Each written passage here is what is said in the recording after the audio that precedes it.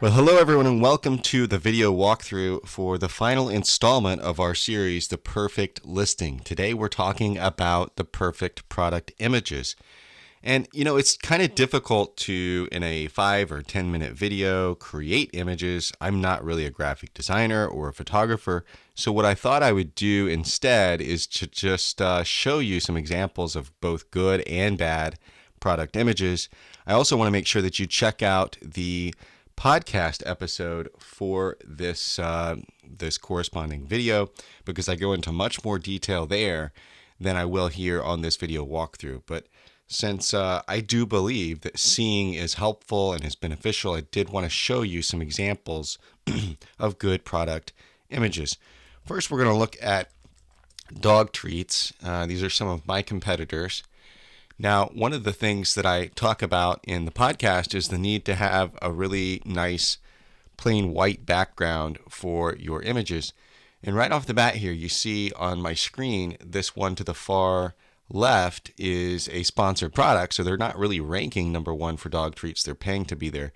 But look at how badly that sticks out. You've got all of these nice white backgrounds, and then theirs sticks out like a sore thumb. I promise you, buyers on Amazon much prefer this than this. So that's number one. You want a plain white background. Some shading is okay. You notice these guys right here, Zooks, who are competitors of mine, have some shading below their bag. That's perfectly fine. Whereas a lot of these don't have any shading at all. You can get creative. You can have your bag or your packaging tilted a little bit.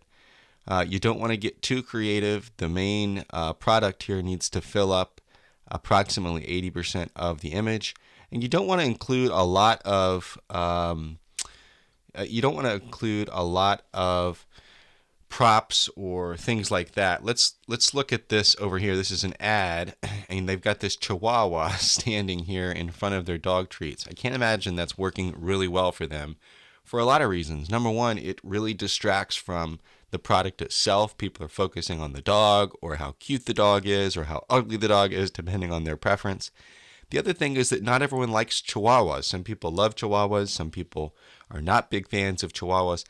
I don't want people to not buy my dog treats because they may like or not like the dog that I'm using, there in that main image. It's perfectly fine to use dogs in a lesser way.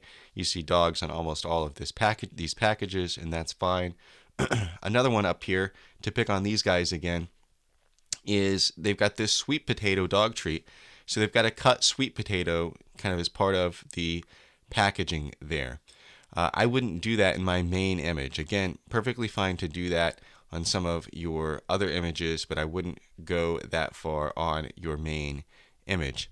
So that's one thing about main images. Let's talk a little bit about some things other than main images. I'm just going to go through here and we'll look at some.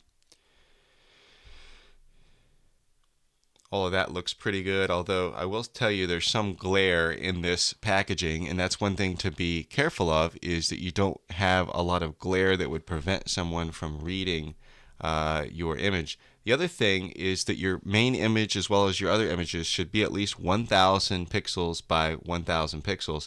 It does not appear that these are for this listing.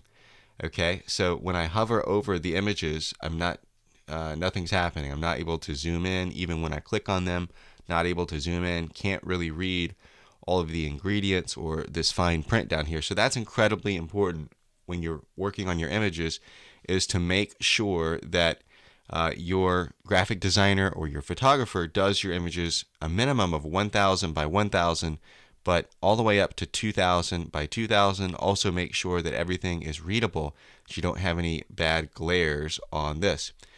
The third thing I like to encourage people to do is to show their product in action.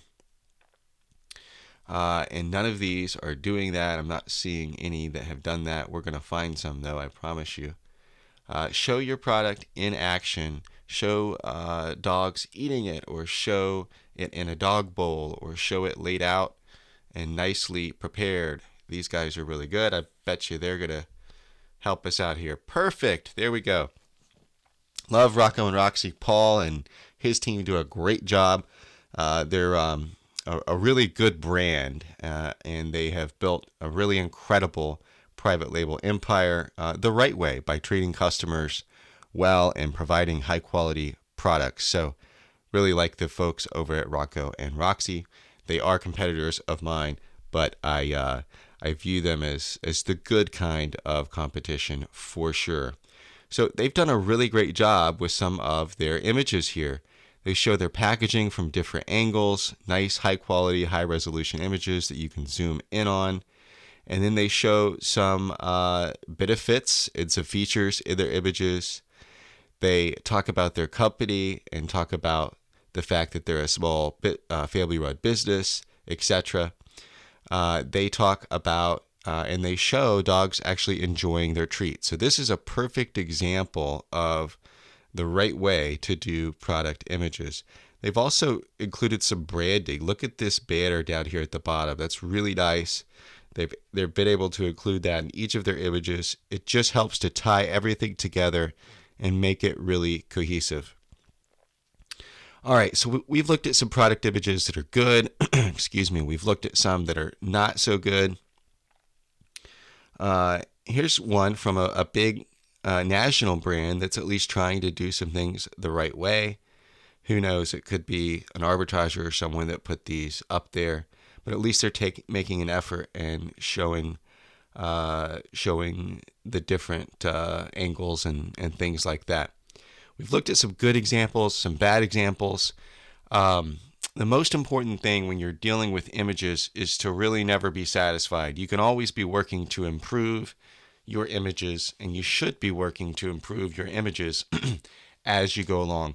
I'm losing my voice, so I'm going to wrap it up right there. Let us know what you think of this series, and you can check all of this series out at privatelabelpodcast.com. Thanks again for watching, and we'll see you real soon.